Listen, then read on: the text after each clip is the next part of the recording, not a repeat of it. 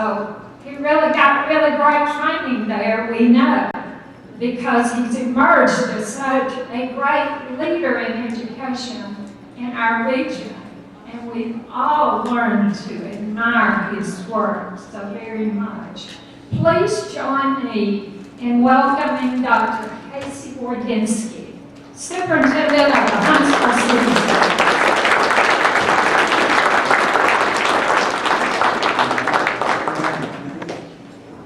Good morning, everybody. It's a real pleasure to be here.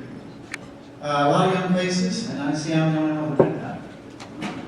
I probably dressed wrong today. Who here is from Huntsville City Schools? All right. Better see more hands than that. All right, good. We have the first cyber partnership with the United States military, running a public school system in the United States. One would think that would be an easy thing to create, given the need for a cyber warrior in our national security establishment. It wasn't. It took us about 18 months to get past the lawyers. And that's sort of emblematic of why I thought it would be interesting to talk to folks here today, because you live in the future, and most folks live in the past. The future has great promise because of the power of the internet and the power of things to come, such as the Internet of Things. But there's also potential for great evil. Many people don't see the great potential, and they also don't see the threat and the evil. You do. And so it's a real pleasure to talk to you this morning. Just a little bit about some things I'm interested in, some things we're working on in Huntsville, and some things that may help you as you think about your next steps.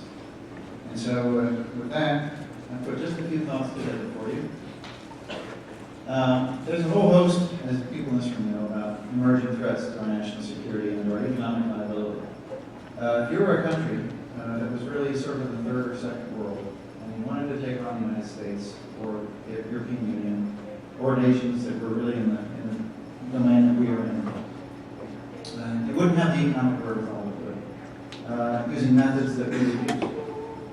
But some tools that are now at your disposal really lie in a domain that most Americans have yet to think about, yet to understand. And the military, only 2 years ago, began to come to grips with. And that's the area of cybersecurity and threats emerging in that domain. When you think about it, there's a whole host of things people have never heard of. There's things such as scaling. How many folks in this room know about scaling? Okay, well, Jesus, I would have thought it would be everybody. Supervisor control and automated acquisition of data. In your home, if you have one of these new Nest thermostats, it uses scaling. Google just bought the outfit that makes the Nest thermostat that learns how to heat your home. And they paid $2 million for the company that makes that. It's a web-enabled device. How would Google care about the web-enabled device called Nest as a thermostat? Well, as you fiddle with that thing over time, it learns all about your habits. Isn't that what Google does? Now they've got a device in your home that's with you all the time. It's learning about when you're there and when you're not, what are your habits, when you turn up the heat, when you turn it down, when you go on vacation, and all that. That's pretty powerful for marketing, for a whole bunch of other information that could be used for the good. But suppose you were a hacker in a third world nation or a non-state entity that was hoping to knock the U.S. down a peg or two. And you could get access to the controllers inside the Nest via the web. And you can talk to millions of Nest thermostats across the United States. And you can tell them instantly at the same time, turn off the heater, and then turn on the heater, and turn off the heater, and turn on the heater. What do you suppose that would do to the TVA and other power companies? That would pretty much bring them to their knees. And somebody could do that from a computer anywhere in the world by attacking the SCADA system inside the Nest thermostat, which has a factory setting which most people will never change the password. That's just one example of the power of the Internet of Things yet to come, and the power of evil, and the power, hopefully, to do good using the techniques you guys have learned. Healthcare. What if you wanted to bring a country like the United States to its knees by creating a debilitating disease within its healthcare system? And the disease wouldn't be one that affected humans, it would be one that affected the healthcare system. And then gradually over time, an infection spread through that system as IT networks to devices inside humans, would bring them into the hospital more frequently, would disrupt the information in the information systems about people's health status. That would unravel the credibility of the health system in the United States, which of course is intertwined with the government, and begin to unravel the credibility of the government, and ultimately our institutions. And you can do that from a computer anywhere in the world. So those sorts of things are very, very powerful and have big implications for national security. Examples elsewhere. Suspect virus. Folks had thought that air gap made IT systems safe, but there was no way to connect to an IT system from outside because there was a gap. And of course that was proved wrong. The United States launched a cyber attack on the Iranian nuclear processing facilities. A Siemens employee brought in a thumb drive. A thumb drive had software that attacked the Microsoft operating systems that Siemens used in their control systems for the cascade of thousands of centrifuges that were enriching uranium for Iran's nuclear weapons program. The Iranians didn't know their centrifuges were operating outside the boundaries that they were supposed to operate because their control system told them everything was fine. But over time, that virus destroyed thousands and thousands of centrifuges and sent Iran back years and years. That could be done to us too. The Pentagon, I used to carry a thumb drive in all the time. And then one day in the military, we were told no more thumb drives anywhere in the military, only spinning hardware, as if those were safe. Last month, a security as a service provider firm discovered the first attack, denial of service attack launched by the Internet of Things. Refrigerators, there was only one refrigerator had attack, but refrigerator, home routers, and other home-based devices were used to launch from hundreds of thousands of devices, 750,000 denial of service emails against targeted industries. And they only launched about 10 emails each, so very, very tough to detect. So this is the world we're going into. Hopefully this is the world you want to work in on the light side. Now, to work in this world, there's some important things to know. First of all, for a superintendent of schools, which might seem weird, not even working on this project, this to me is a huge workforce readiness issue. We need to prepare young adults to work in this field, and that preparation really needs to start in the middle age program, middle school. And that preparation isn't getting into the area of Ruby on Rails and different software languages. It's getting in the area of spirit. What is the right thing to do? Ethics. The ethical component is vital in this field. If you wish to work in this field, legitimate enterprises, and be operating within the parameters of law instead of outside, ethical hacking is the foundation. And so we've begun working with the U.S. Government Security Services developing curriculum to do that in the schools and now through high school. And every piece of our curriculum will have ethical hacking embedded in it. What is the ethical thing to do? What's legal? What's legal and what's ethical can sometimes be different. And given that we're a democracy, we have what we call the Fourth Amendment, what's actually wise can be even more different. There's great power in this field, and we have people my age who are leading this field right now.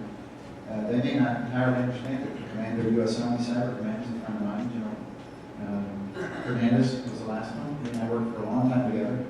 His background was he was an Army basketball player at West Point, and then he was in the Signal Corps. Colonel Cardone is the colonel. He's an Army Corps of Engineers officer. When he was young, this stuff didn't exist. So his capacity to understand is probably about as good as mine. And his capacity to understand what are wise things to do, maybe even more limited than folks that grow up in this field. And by wise, I mean the United States invented the internet. It was invented to protect what we call the continuity of government. Operations to ensure that we can never have decapitation of our government and disconnection of our government from the military forces. That led to packet switching, that led to the internet, and that led ultimately to ARPANET, and a bunch of things that became what you know today as the World Wide Web. The wisdom to run that really evolved in industry once the military passed it to industrial entities like Microsoft and Cisco and so forth. The United States led in that field. That means U.S. culture leads in that field, all the way from Cisco to ICANN. And this year the ICANN treaty is up for renegotiation. And you folks know what that is probably, right? That's the outfit that assigns the numbers that correspond to web addresses. and the protocols for establishing those things. We control that as a country. Well, do you suppose the rest of the world's going to be anxious for us to continue to control that? Based on the revelations of Mr. Snowden and the activities of the National Security Agency. Well, they're going to be, even if they're doing it too, and even if they always knew we were doing it, they'll be using that sort of information politically to argue that the United States shouldn't have so much power over the internet. And that we shouldn't buy Cisco products because it probably has some hidden malware in it, or spyware or something like that. So that's the wisdom question. So this business of cybersecurity isn't just about coding and hacking and all that. It's really about a much broader set of things that have to do with politics, economics, history, what's right, what's wrong, as well as the tools of trade. Now, if you're going to work in this field, and you want to work in the light side of it, you're going to need clearance, most likely. Even if you work for a bank, they're going to want to do pretty detailed background investigations on you. Because, obviously, the power to work in this field is the power to do things people have no idea what you're doing. So General Alexander, commander of the National Security Agency, U.S. Cyber Command, his folks all had background checks. And yet, inside the organization was a contractor from Louisiana who had only gone to high school, which people say only high school. Of course, if you have the tools of trade in this field, that's enough. And he was operating in Hawaii, and he was able to get access to hundreds of thousands of NSA secrets that are now in Soviet hands, Russian hands, and abroad. So even given the protections the National Security Agency put in place, they had gaps. So you can imagine those are going to be getting taken up. Now, we might say, what does the superintendent know about this kind of stuff? Well, those are the clearances I've held, and some continue to hold. I came to Huntsville first in 1981 to go to the nuclear weapons school in the arsenal. 1985, I did that again. And then I went off and wrote the software that accounts for the U.S. nuclear weapons inventory to include reporting on its status. So imagine if I was a cyber guy and put something inside there. Nobody who used my code would ever know how to get in there and find it. I could have written code to alter the accounting of our nuclear weapons inventory and just miss one here and there. And if I was in collaboration with somebody who wasn't so honest, they could have actually got one out of the secure part of storage and the unsecure part of storage, and then out of one of our storage facilities altogether and in the hands of terrorists or somebody with a black mark. And the failure to be able to account for them would have never, the United States never would have been able to trace that. So even as far back as 85 when I did that, and as recently as 2004, which was the last day my software was in use, that sort of thing very simply could have been hacked. So those are the clearances I've had. Those are the kind of clearances you're going to need to have if you work in this field, particularly in the U.S. military. Well, why is that important? That's why ethics is important. Beginning in the Middle Years, your entities you will work for will have no pity on you if your Facebook page makes you look like an idiot. If you've done things that you're not able to put in a background investigation, you will not be able to work in this field. So ethical hacking is key to this enterprise. And then finally, this is a new field. These are the major U.S. government entities involved in cybersecurity. And they will tell you they provide full spectrum operations, which is code language for meaning offensive and defensive operations. Stuxnet was an example of offensive. Obviously, most of what they do is defensive to protect our networks. But you can see the U.S. Strategic Command is in charge. U.S. Strategic Command owns all of the U.S. nuclear forces. They put cyber activities onto that because they see it at the National Command Authority as being that important.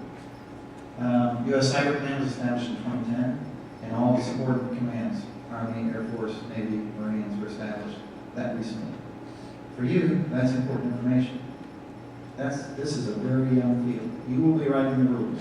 You'll be helping the United States, your firms you work for, the entities you work with, to think about what are the challenges, what are the possibilities, how do we ensure we protect ourselves from unethical behavior, but don't foreclose our ability to leverage these very, very important tools. And just to close, what does that look like within a bureaucracy? A simple discussion between General Hernandez and Dr. Wardynski and General Hernandez's lawyers. On our end, we're trying to figure out how to help the Army do workforce readiness and build kids who, if they wanted to, could go on and work in a security establishment in the United States. And if they didn't, they could obviously work in a bank or a healthcare organization, anywhere else where cyber is important. And the Army's lawyers could not figure out how we could possibly partner together. And the major stumbling block was, well, if we do this with Huntsville, won't everybody want to do it? Wouldn't that be a lovely problem, Jeff? Right? If you're an entity that's trying to find cyber folks, but that's the way people think in government. They always think of the risk, they never think of the opportunity. And so you're going to have to help them do that. You're going to have to help Bancorp South, Huntsville Hospital, Huntsville City Schools, all sorts of entities think through why is cyber important, how can we help you, how can we help you build kids who are ready to work in a world where cyber is an integral concern. And that's the future you're part of. And I think that's a great challenge because you live in difficult times. This is really the beginning of the atomic age, except it's the cyber age. The generations that came before you live in different ages. The one we live in now, education is the foundation of preparing to help us figure out the way forward. Thank you very much.